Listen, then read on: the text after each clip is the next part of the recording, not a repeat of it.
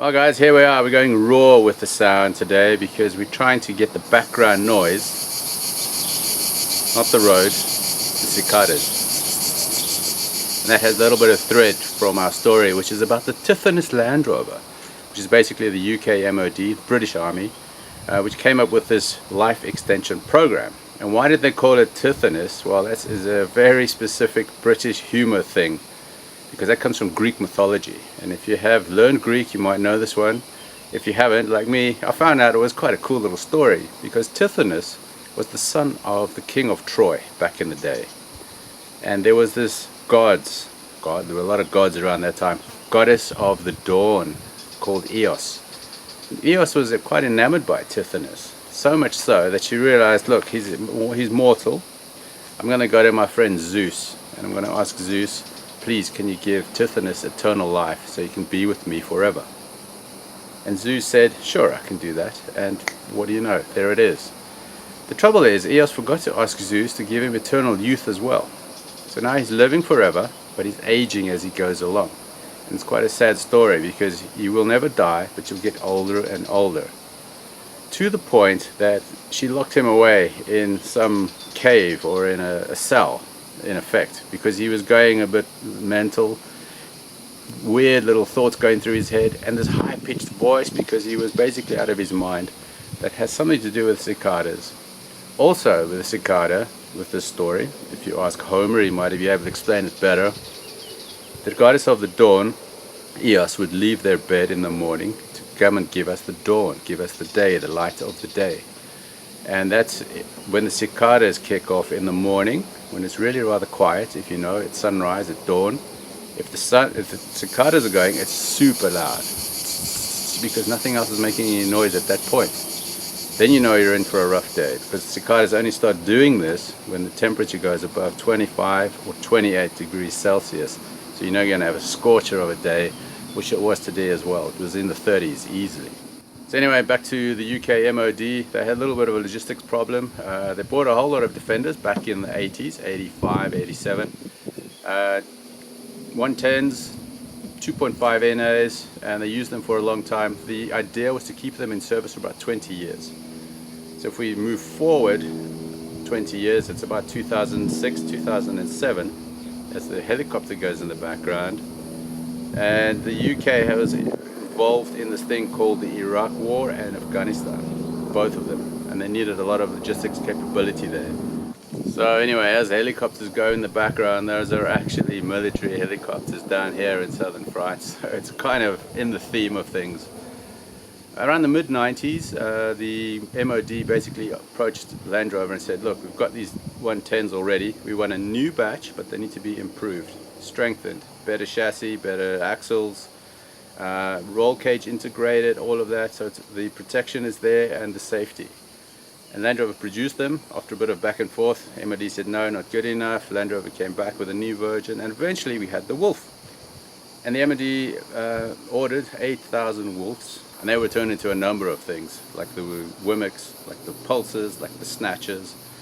And basically the original batch of 110s were sitting in storage, and basically because they were being used for training and were used for base logistics back in the UK.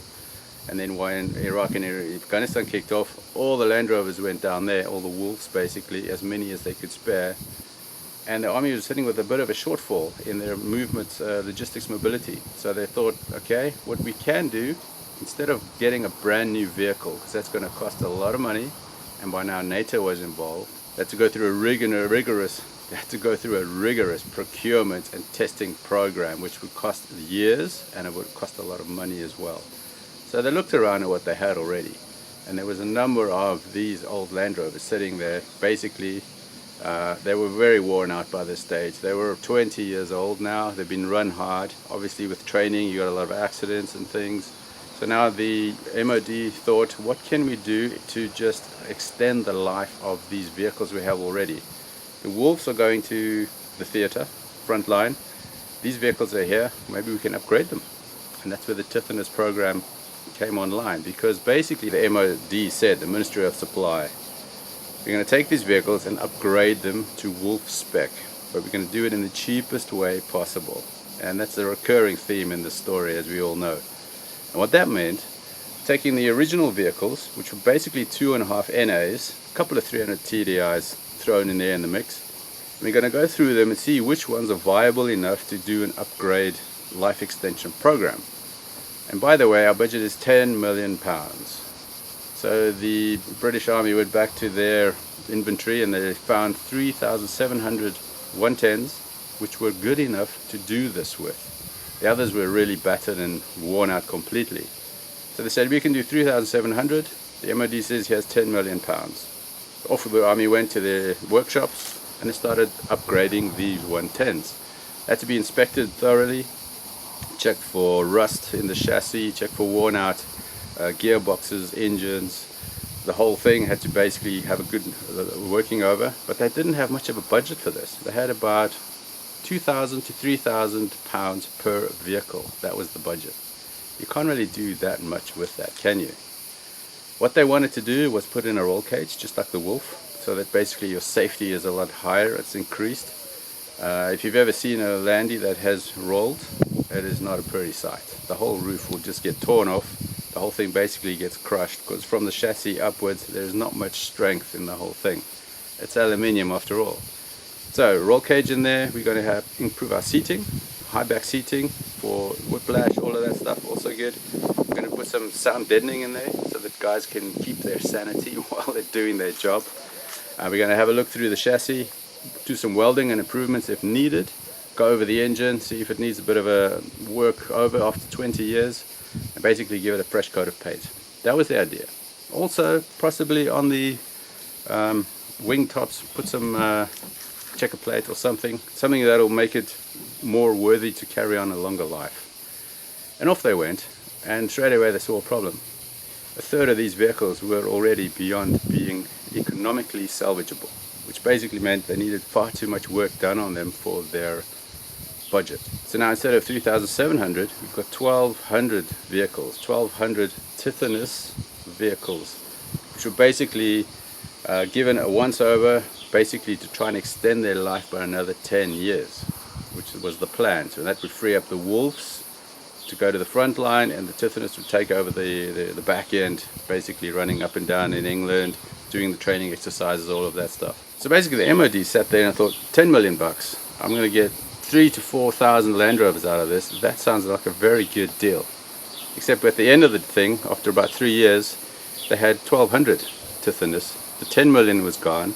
Some of these vehicles had now cost more than £10,000 to fix up. Far more intensive repairs needed to be done because these vehicles were really badly worn out.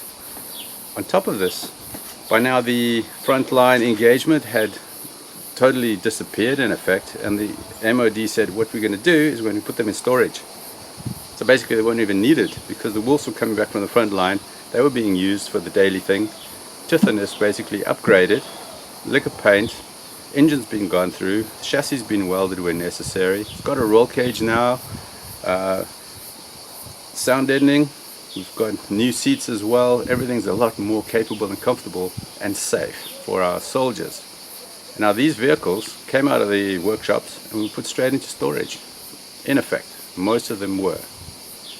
So if you think these look like very interesting propositions, number one, they're a little bit different to the Wolves. One giveaway, just a little crib note, the Tithonus has the spare wheel on the bonnet and the Wolf has it on the side hanging off the roll cage. One little way to spot it. For the rest, they're very identical on the outside, which is rather interesting.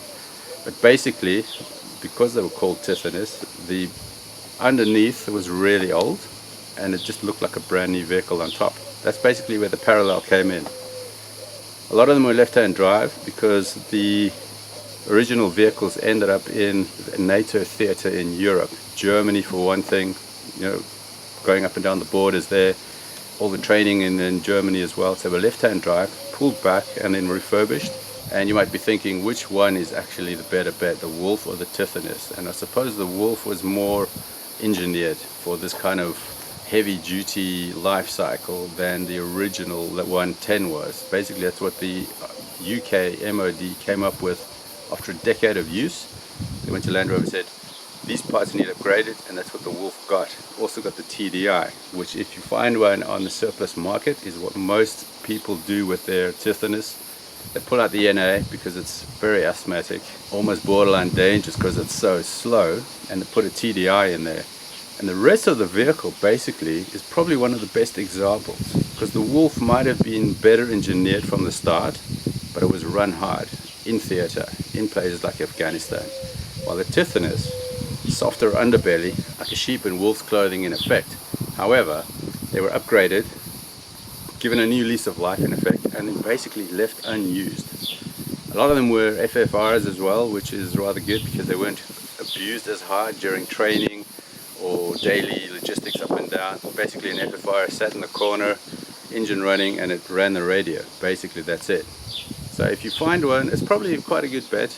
I think the only thing you might have to think about is still a bit of rust involved, because the chassis weren't galvanized like the Wolves were as well. A very good little vehicle. It gives you an idea of where the evolution of the 110, or basically the Land Rover in the UK military, where it went to and how it ended. Because at the end of the day, as we know from the Snatch story, the Land Rovers are now being pulled out of service. There are a lot of them out in the surplus market, which make for very good vehicles, basically. If they weren't really hammered very hard, they were well maintained, obviously, and everything was done according to the service schedule, normally in the army that works that way. There you go. Interesting little story. Thought I'd give it a quick coverage. If you want more, a couple of hundred videos up there all about Land Rover. The books, History of Land Rover in the Military, which covers this section as well, and the fun activity book when you're on a road trip. Links are down below, links in the bio down below as well.